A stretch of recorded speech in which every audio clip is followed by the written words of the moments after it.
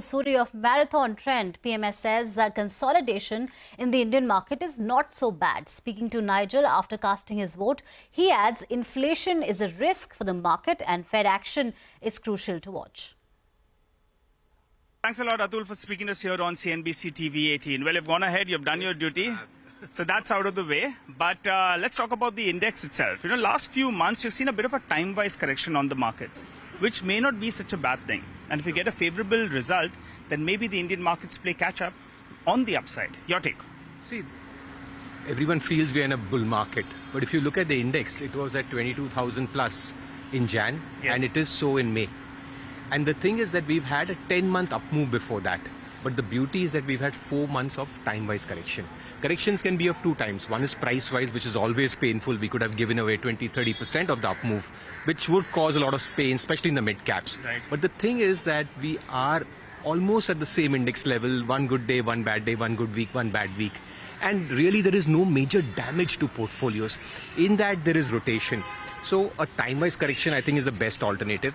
I think once the event is out, the good part is that we are not going into the event with big euphoria. You know, if the Nifty was at 25,000 in anticipation of some outcomes, then there would be a case for serious disappointment. Yeah. It's not. It's kind of mixed. It's kind of confusing. It's light in that sense. So I think that is very, very positive. And post the event is out, of course, the event outcome will matter in the short term. But I think beyond that, the big story I feel that is happening is the global equity bull market.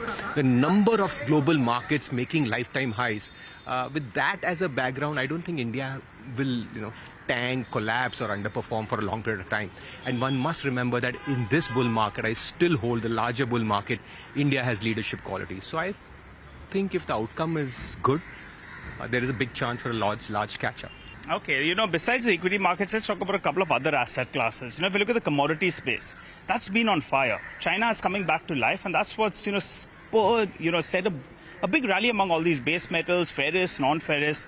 But the good news is crude is still well behaved. Right. How do you see things pan out on that front? And even the dollar index, it appears in the near term, it's making a bit of a peak at around that 104.5, 105 odd level and then cooling off. So I think that all commodities going up may not be so bad. The important thing for India is what is the energy basket. Yes. What is India's energy basket?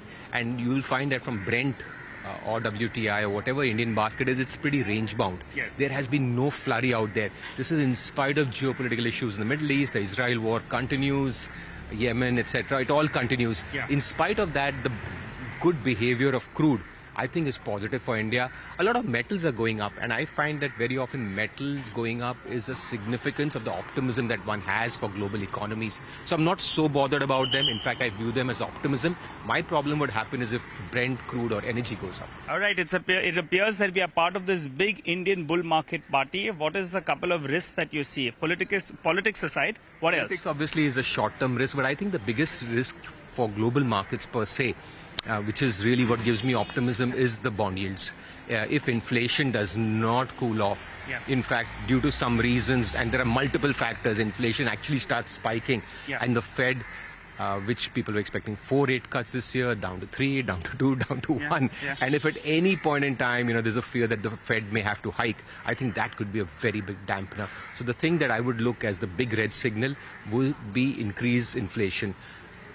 The narrative is, yes, inflation is coming off, but really the numbers that come out do not really impress. So fingers crossed on that one. I think that is something that could be the Achilles heel for this bull market. All right, it's been we are a little bit fed up of Fed. So hopefully, we get cooling off of inflation and they could go ahead and pull off those rate cuts. Thanks a lot, Atul, for speaking to us here on CNBC TV18. Back to you guys.